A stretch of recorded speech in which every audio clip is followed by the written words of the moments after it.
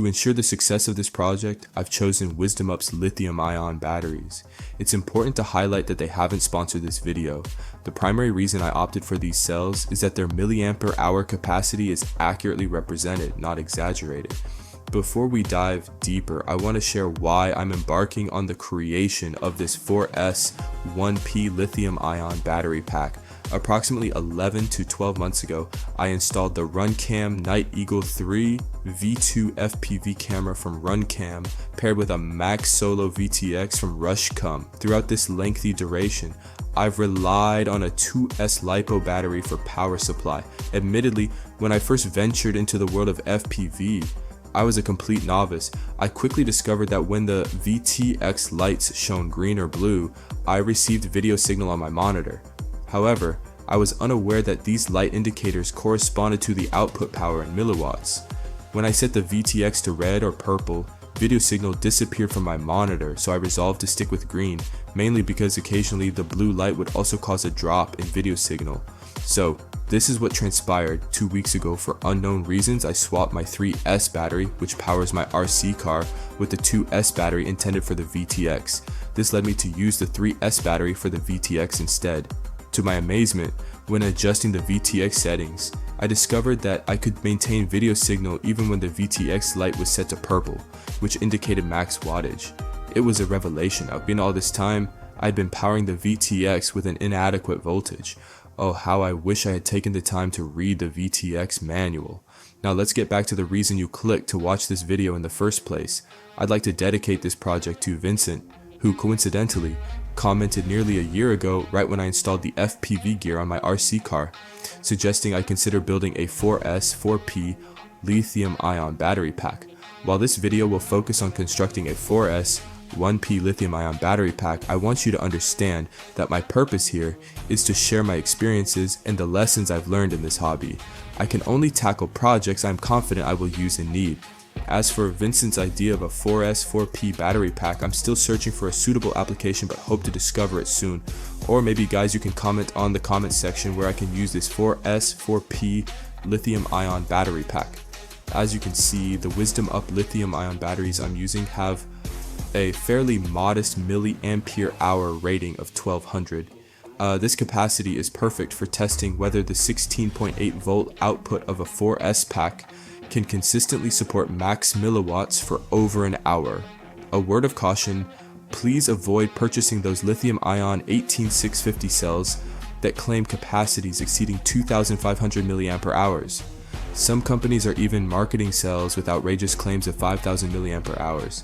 Such assertions are dubious at best, as the weight of the cells should provide a clear indicator of their true capacity. Genuine 5000 mAh cells are actually found in 26650 lithium-ion batteries. Now let me share how I plan to arrange all 4 cells to build this 4S battery pack. Notice the scratches on the surface of each cell. It's strongly advised against soldering directly onto lithium-ion batteries, but I've developed some techniques that allow me to do so safely. If you're curious about how to prep the cells properly, you can find that detailed tutorial linked in the top right corner of your screen. Ideally, using a spot welder is your best bet for safety.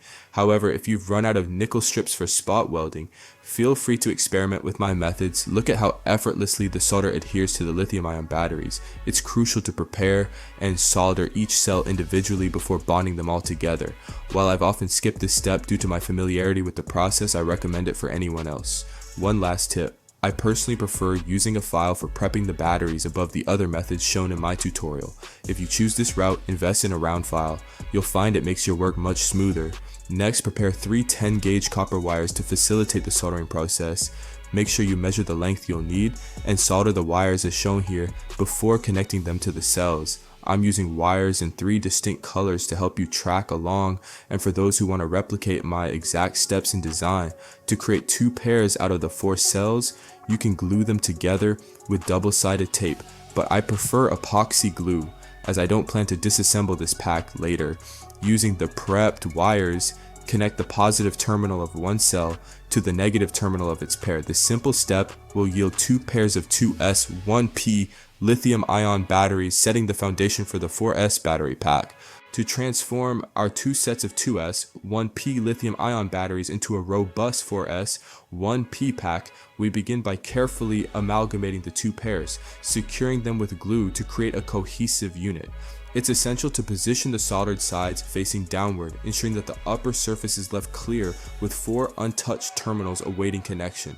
Now, to complete the conversion into a 4S configuration, we take the positive terminal from one pair and connect it to the negative terminal of the other pair.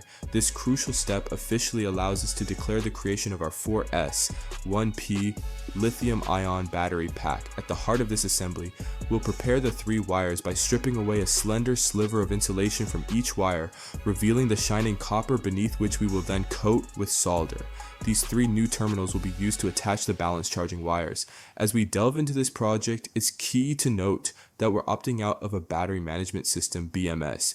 Now, this is primarily because the specialized chargers we utilize in the RC hobby take care of balance charging for us, a vital consideration nonetheless.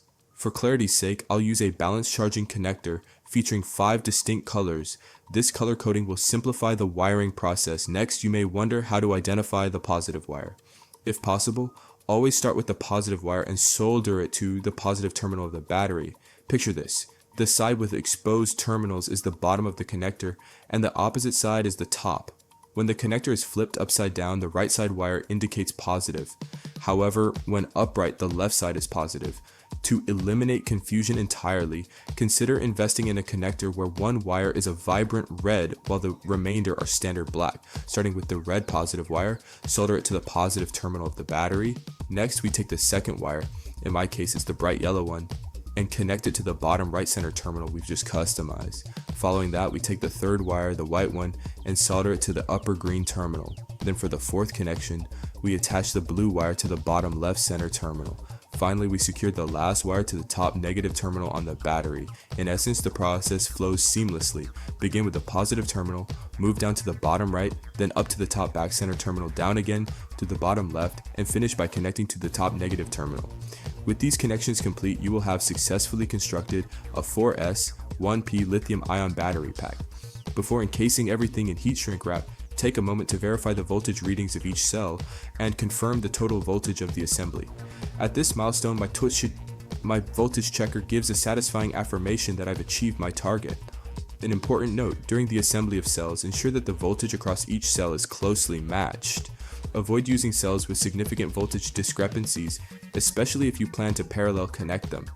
One of the final steps involves sealing the pack. Personally, I prefer heavy-duty rubber shrink wrap for its durability. It effectively shields the cells from unforeseen drops and impacts. Wrapping it up with electronic tape not only enhances the aesthetics of the pack, but also adds an extra layer of protection. The next order of business is to test the pack indoors before venturing outside. I need to upgrade my previous 2S connector, as I realized discharging batteries from a balanced charging connector is not advisable. Now the newly created 4S pack will be set atop my existing 3S pack, positioned backward as you can see, ready for action. As you can see, this setup can handle the maximum milliwatts for the Rushcomb VTX, and I can hardly contain my excitement. It's time to enjoy a thrilling night ride. With the camera calibrated for low light conditions, this setup truly shines in darkness. By the way, the method I devised for mounting this monitor on my transmitter is a complete DIY project I recently tackled. If you're interested in replicating this, simply click the link at the top right corner of your screen. I sincerely appreciate you watching this video all the way to the end. If you found it engaging, please consider liking, sharing, and subscribing for future DIY tutorials. Your support means the world to me.